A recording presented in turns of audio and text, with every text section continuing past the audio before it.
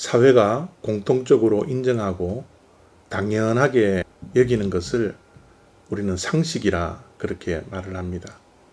우리는 상식적인 사람이 되어야 합니다. 그런데 상식은 절대 진리는 아닙니다. 우리가 상식을 무시해서는 안 되지만 상식은 절대 진리가 아니라는 것을 우리는 기억해야 합니다. 상식은 시대에 따라 변화될 수 있고요. 또 공동체의 성격에 따라 그 상식이 바뀌기도 합니다.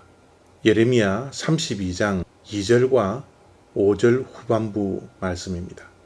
그때에 바벨론 군대는 예루살렘을 에워싸고 선지자 예레미야는 유다의 왕의 궁중에 있는 시위대 뜰에 갇혔으니 유다 왕 시드기야가 이르되 내가 어찌하여 이같이 예언하였느냐 하고 그를 가두었음이더라.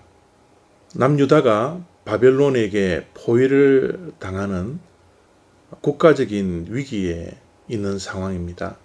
그때 예레미야는 시위대 뜰 감옥에 갇혀 있었습니다. 시드기야 왕이 예레미야를 가두어 둔 것이죠. 왜 예레미야가 감옥에 갇힐 수밖에 없었을까요? 보통 상식으로는 나라가 국가적인 위기를 당하고 바벨론 제국에게 에워싸이는 그런 상황이라면 힘을 주는 말, 격려하는 말, 전쟁에서 싸워서 이길 수 있는 그런 말을 해야 되는 것이 우리 일반적인 상식입니다. 그런데 예레미야는 그렇게 하지 않았죠.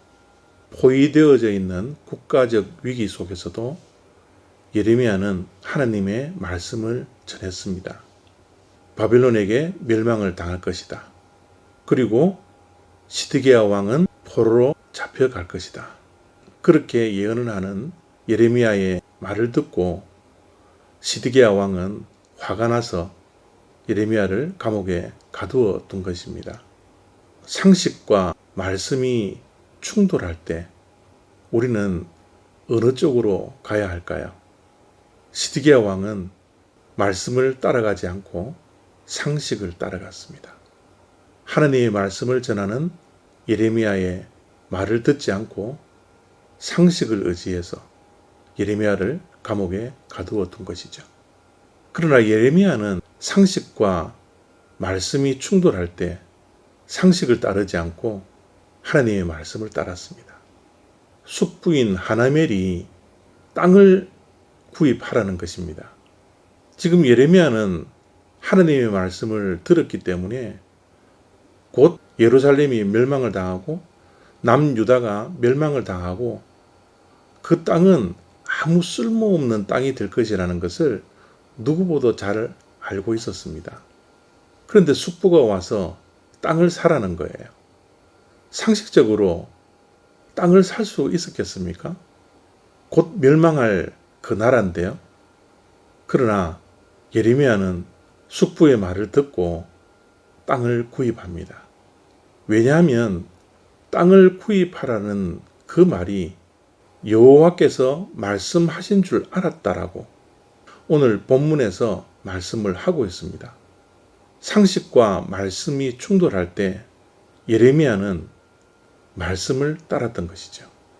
그 땅을 사면 아무런 가치가 없다는 것을 잘 알고 있었습니다.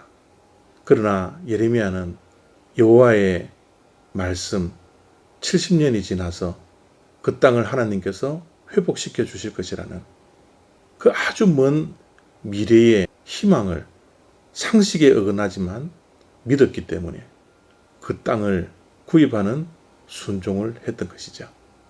상식이 통하는 세상에 우리는 살아야 합니다.